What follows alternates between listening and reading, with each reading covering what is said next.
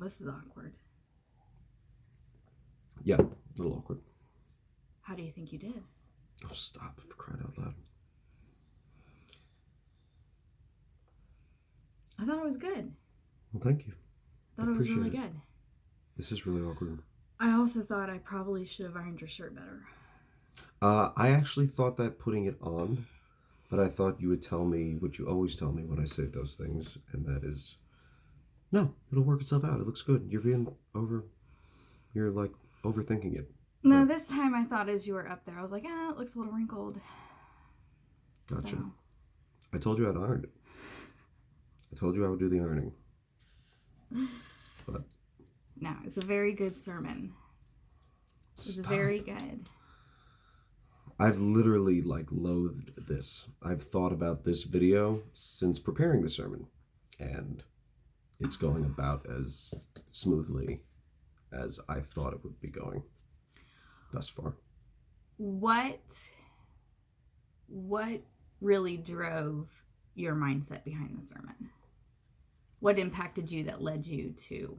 Because I remember you came into the room, was it Thursday night? Super encouraged and excited from spending time in God's Word. And was it, I think it was, let me look at my notes. Matthew? The whole sermon was in Matthew.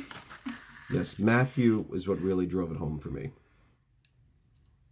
No, all kidding aside. I think making the connection between, I think the subject titles that we have in our Bibles and the paragraph breaks are not super helpful, because honestly, if you took verse 25, which was therefore do not be anxious about your life, and made that the last sentence of the preceding paragraph, like it went right after verse 24, I think I would have made that connection, but I've never made that connection before, ever. I've read through it gobs of times, and I don't think I've ever made that connection that that's really, it's fairly easy once you see it. Therefore, do not be anxious. Well, what's the therefore in therefore?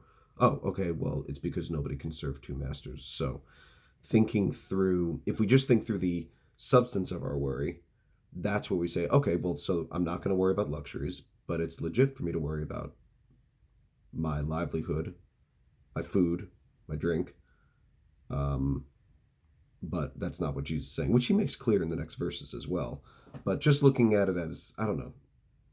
Yeah. Does that make sense? Mm-hmm. It's the fact that you can't serve two masters.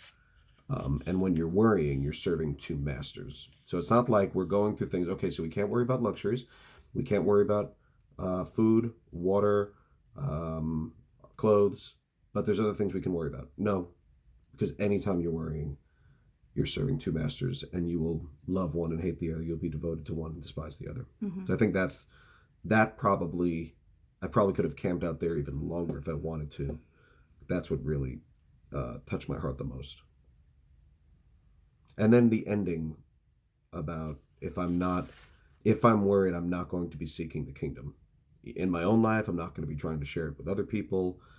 And I'm going to likely squander this season that we're in right now, which is bad and hard, but can also be wasted. Mm-hmm. We have the ability to waste this time, and it is a unique time. And I don't want to do poorly in it. We're almost out of batteries. Yeah, you can ignore that. It'll be okay. Okay. I like the kingdom talk at the end as well, because I really have to. I think, okay, so I'm all over the place, but I love that God's word it's like it transcends time. It applies to us all. Mm-hmm. It is not harnessed by culture or a certain people group or God's. That's the incredible thing about God's word. When you read books written by man, it comes from like a singular perspective of the time and place where they're at. But God's word is not restricted to that.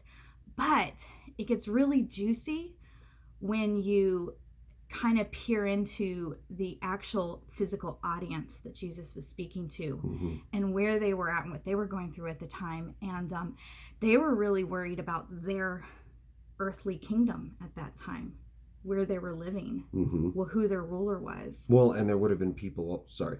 No, go ahead. There would have been people who would have been like a bird gathering food for the day. Yeah. A good portion of their day, and a good portion of people of many parts of the world, maybe even most parts of the world, people are getting food for that day. A large portion of their thoughts, of their affections, of their efforts go towards getting the next meal.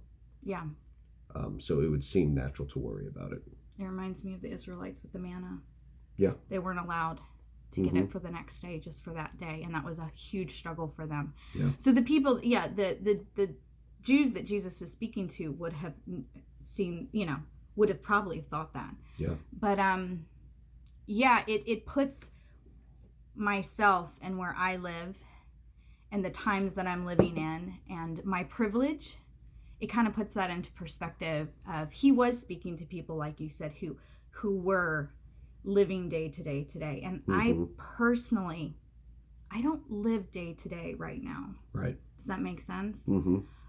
What does that even say about my own worry? And then who is my master? Right. Because for me personally, the day to day that worry isn't my master. Right. So then I have to really examine.